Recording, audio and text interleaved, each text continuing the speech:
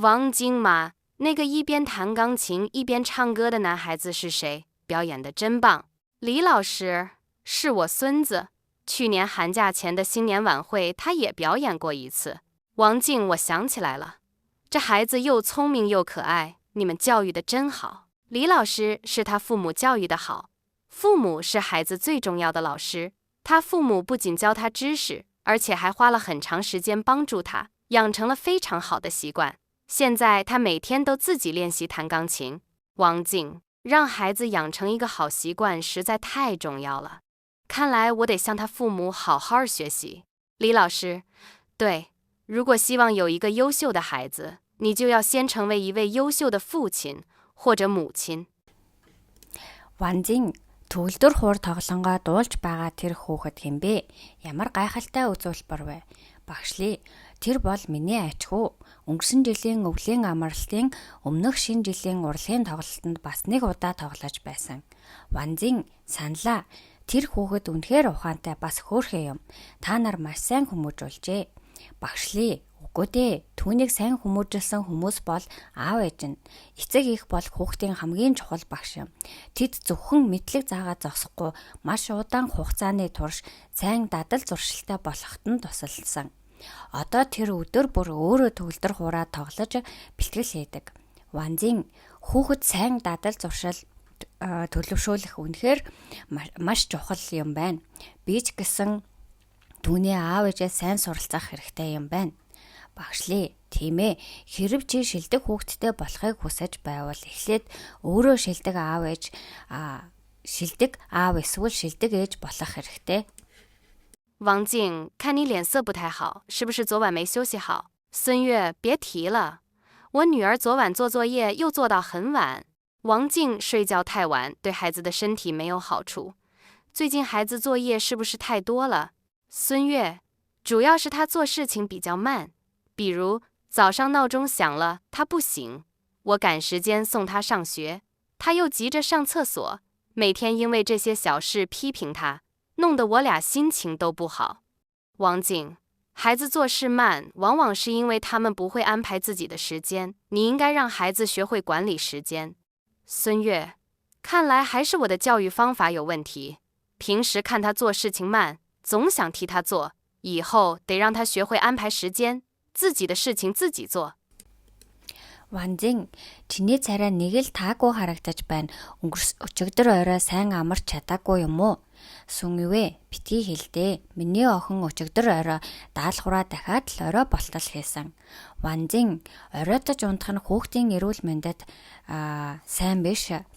Сүүлийн үед хүүхдүүдийн даалгавар хэтэрхий их байгаа юм шүү. Сүнгэвэ, гол нь тэр альва зүйлийг их удаан хийдэг. Жишээ нь өглөө сэрүүлэг дуугархад сэрэхгүй. Би түүнийг сургуульд хүргэж өгөх гэж яарч байхад тэр дахиад л би засах гэж яардаг. Өдөр бүр ийм жижиг зүйлсээс болж түүнийг хүмүүжүүлдэг болохоор бид хоёрын сэтгэл санаа хоёулаа тавгүй болчихдаг. Ванзин, хүүхэд альвааг удаан хийдэг нь ихэнхдээ цагаа хэрхэн зөв зохицуулахтай мэдээгүйтэй холбоотой байдаг. Чи хүүхэдтэй цагаа зөв удирдах сурахад нь туслах хэрэгтэй. Сүнгэвэ, харахад миний хүмүүжүүлэх арга барил асуудал байгаа бололтой. Өмнө нь түүнийг юм удаан хийхээр нь үргэлж өмнөөс нь хийчихдэг байсан. Цаашдаа өөрийнхөө цагийг өөрөө зохицуулж, өөрийнхөө ажлыг өөрөө хийж сурах хэрэгтэй юм байна. 王静，明天又要带我儿子去医院打针，想想我就头疼。他就怕打针，每次打针都哭得特别厉害。孙悦，记得我女儿小时候带她去医院打针，刚开始她害怕的要哭，我就小声的和护士说，我女儿很勇敢，一点儿也不怕打针。女儿听了以后，马上就不哭了。王静，原来鼓励和表扬对小孩挺有用的，下次我也试试。孙悦，不过表扬也是一门艺术，表扬千万不要太多，过多的表扬可能会给孩子带来压力，不仅起不到鼓励的作用，还可能让孩子怀疑自己的能力，变得没有信心。王静，那怎么表扬孩子才会更有效果呢？孙悦，我认为表扬要及时，而且表扬不仅仅要看结果，更要看过程，这样才能鼓励他的积极性，让他变得勇敢，不怕困难。 Ванзин маргааш дахиад хүүгээ эмнэлэгчээ тариа хийлгэхээр авч явна. Бодоход л толгоо өвдөх юм. Тэр тарианаас их айдаг болохоор тариа хийлгэх болгондоо маш чанга уйлдаг. Сүн юу вэ? Миний охиныг баг байхад ч бас тийм байсан. Тариа хийлгэхээр эмнэлэгт аваач хад эхэндээ айгаад уйлах гээд байдаг байлаа. Тэгээд би сувилагчаас яархан хэлээд миний охин их зоригтой тарианаас огт айдгүй гэдэг байсан. Охин маань үүнийг сонссон бохцоо шууд уйлахаа болдог байсан. Ванзин урам өөгч магтах нь хүүхдэд үнэхээр үр дүнтэй юм байна. Дараагийн удаа би ч бас туршаад үзнэ. Сүн юу вэ? Гэхдээ магтах нь өөрөө нэг урлаг юм шүү. Хүүхдийг хэтэрхий их магтаж болохгүй. Хэд их магтах нь хүүхдэд дарамт учруулж болцошгүй. Ингэснээр урам өгөх нь бүхэл харин ч өөрийнхөө чадварт эргэлзэж өөртөө итгэх итгэлгүй болоход хүргэж магадгүй.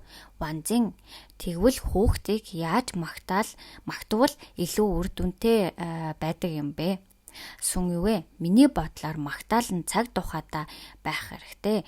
Мөн зөвхөн үр дүн биш, харин хичээж чармаасан үйл явцыг нь бас үнэлж магтах хэрэгтэй. Ингэснээр хүүхдийн итвэх санаачлагыг дэмжиж илүү зоригтой, бэрхшээлээс айдгүй хүн болоход нь туслана. 有的孩子在得不到自己想要的东西的时候，会通过哭、扔东西或者故意敲打来引起父母的注意。在这种情况下，建议父母先不要生气，应该停下手中的事情，陪孩子整理整理东西，和他们聊聊天儿，弄清楚他们的问题。父母的关心可以让孩子心情愉快起来。教育孩子应该选择合适的教育方法，最好不要为了解决问题而骗孩子。这是因为儿童缺少判断能力，看到父母骗人，他们也会学着说假话。 Зарим хүүхэд хүссэн зүйлээ авч чадахгүй үедээ уйлах, юм шидэх эсвэл зориуд юм тогших зэрэг үйлдэлээр эцэг эхийнхээ анхаарлыг татахыг оролддог. Ийм үед эцэг эхчүүд хамгийн түрүүнд уурлахгүй байх нь чухал. Харин хийж байсан ажлаа түр хоош тавьж хүүхэдтэйгээ хамт эд зүйлсээ зэгцэлж тайван ярилцаж яг юу болж байгааг ойлгохыг хичээх хэрэгтэй. Эцэг эхийн халамж анхаарал хүүхдийн сэтгэл санааг тайвшруулж илүү сайхан мэдрэмж төрүүлдэг. Хүүхдүүдийг хүмүүжүүлэхдээ тохирсон арга барилыг сонгох хэрэгтэй. Ялангуяа асуудлыг хурдан шийдэхин тулд хүүхдийг хуурч болохгүй. Учир нь хүүхэд зөв буруу ялгах чадвар бүрэн хөгжөөгүй байдаг. Хэрв эцэг эх нь худал хэлж байгааг харвал тэд ч мөн адил худал ярьж сурч болж ашгүй. 7岁左右的儿童普遍好动，坐不住，所以老师在教这个年龄段的孩子时，一定要想办法引起他们的兴趣。只有让他们觉得你教的内容有趣，他们才会愿意努力学习。当孩子不明白时，应该多鼓励他，不要用懒、笨、粗心这种词批评他，这样对他们的正常发展不好。而且对不同性格的孩子要使用不同的教育方法。如果孩子比较骄傲，应该让他明白还有很多知识需要学习。要是孩子性格有些害羞，就要经常鼓励他说出自己的看法，这样才能让每一个孩子都健康的发展。 Ойролцоогоор 7 настай хүүхдүүдэд ихэвчлэн хөдөлгөөнтэй нэг газар удаан сууж чаддгүй байдаг. Тиймээс энэ насны хүүхдүүдэд хичээл заахдаа багш нар тэдний сонирхлыг татах арга барилыг заавал олох хэрэгтэй. Зөвхөн хүүхдүүдэд зааж буй зүйл нь сонирхолтой санагдсан үед л тэд хичээнгүйлэн суралцах хүсэлтэй болдог. Хүүхэд ойлгохгүй байгаа үед нь илүү их урам өгч дэмжих хэрэгтэй. Залхуу тэнийг анхааралгүй гих мэт үгээр зэмлэх ёсгүй. Иймэрхүү шүмжил нь хүүхдийн хэвийн хөгжилд сөргөөр нөлөөлдөг. Мөн өөр зан чанартай хүүхдэд өөр хүмүүжлийн арга хэрэглэх хэрэгтэй. Хэрв хүүхдэд бардам зантай бол сурах зүйл маш олон байгааг ойлгуулах хэрэгтэй. Харин хүүхэд бүрэг ичимхий зантай бол өөрийн бодлоо илэрхийлэхэд нь байн гурамшуулж дэмжих хэрэгтэй. Ингэснээр хүүхэд бүр эрүүл зөв төлөвшөх хөгжих боломжтой. 小雨，你马上就要硕士毕业了吧？将来有什么打算？小夏，我想出国读博士，一直在准备办签证需要的材料。小雨，现在材料准备的怎么样了？小夏，成绩证明和护照已经准备好了。另外，还跟国外的大学取得了联系，填写了报名表格。小雨，还应该有国外大学给你的邀请信吧？他们把邀请信传真给你了吗？小夏，没有啊，下个星期我就要去使馆办签证了，这可怎么办？小雨，这可是个大问题，我也不太清楚，我帮你查一下学校的电话号码，你打电话问一下吧。 Сяо үй, чи удахгүй магистра төгсөх гэж байгаа биз дээ. Цаашдаа ямар төлөвлөгөөтэй байгаа бэ? Сяо, би гадаадд докторийн зэрэгтэй суралцахыг хүсэж байгаа. Виз мэдүүлэхэд хэрэгтэй материалуудаа бэлдээд байгаа. Сяо үй, одоо материалын бэлтгэл ямар шатандаа явж байна вэ? Сяо, дүнгийн тодорхойлолт, паспорт хоёроо бэлтжсэн, бас гадаадын их сургуультай холбоо барьж бүртгэлийн маягтай бүгэлсэн. Сяо үй, бас гадаадын их сургуулиас ирүүлэх урилгын загтал байх ёстой биз дээ. Тэд урилгын загтлаа чамдаа факсаар явуулаагүй юм уу?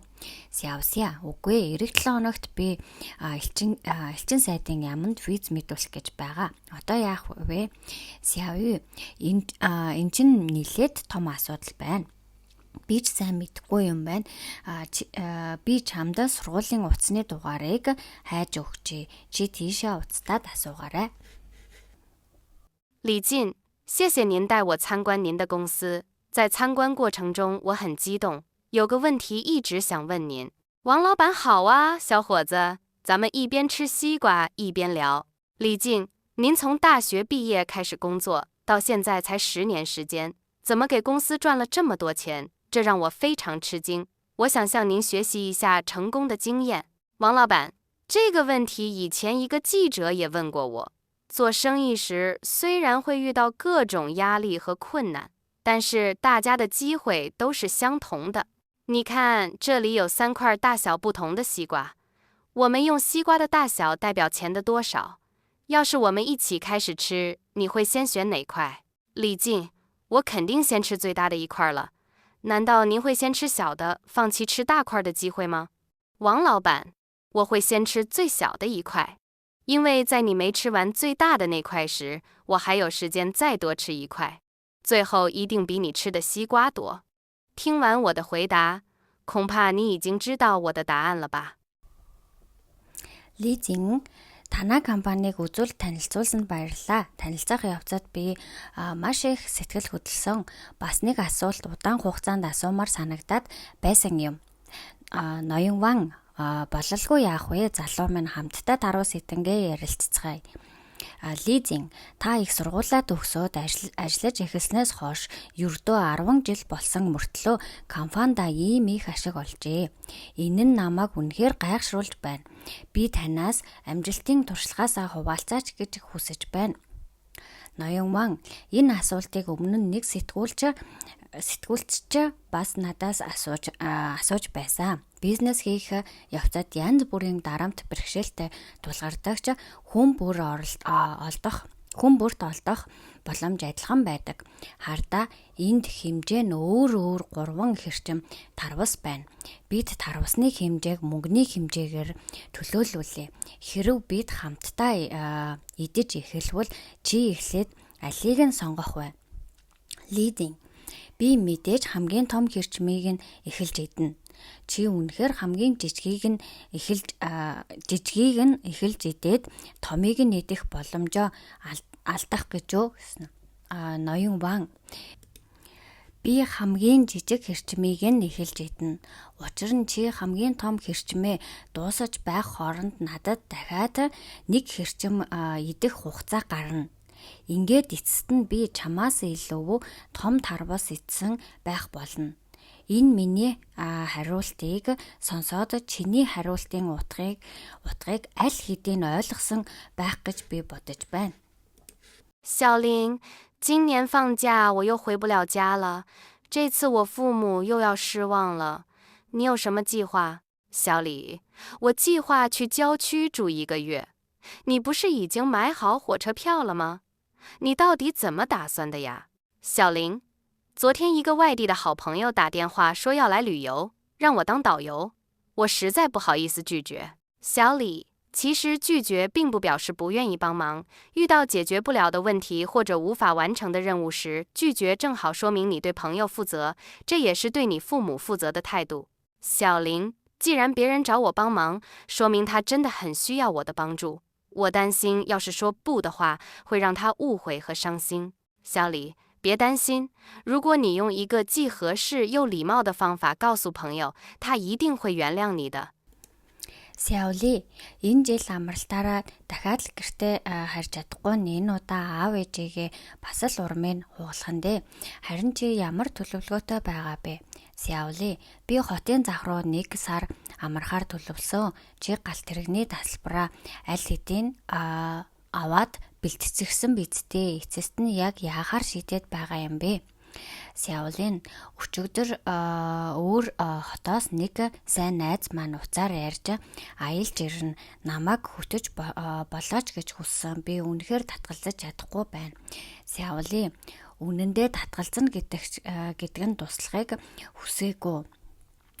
хүсэхгүй байна гэсэн үг биш. Шийдэж чадахгүй асуудал эсвэл хийж дийлэхгүй даалгавартай тулгарсан үед татгалзах нь харин ч найзынхаа өмнө хариуцлагатай хандаж байгааг харуулдаг. Мөн энэ нь аав ээжийнхээ өмнө ч гэсэн хариуцлагатай хандаж бух хэрэг юм. Сяолин, хүн надаас тусламж хүсэж байгаа нь үнэхээр миний тусламж хэрэгтэй байна гэсэн үг шүү дээ. Би үгүй гэж хэлбэл тэр буруугаар ойлгоод гомдох вэ гэж санаа зовж байна. Сяоли, санаа зовлтгүй. Хэрв чи найздаа зөв бөгөөд илдэг аргаар тайлбарлаж хэлвэл тэр чамайг заавал ойлгож уушлах болно. 有些同学经常把明天和将来挂在嘴边，常说作业明天再完成，下次考试一定好好复习，等等。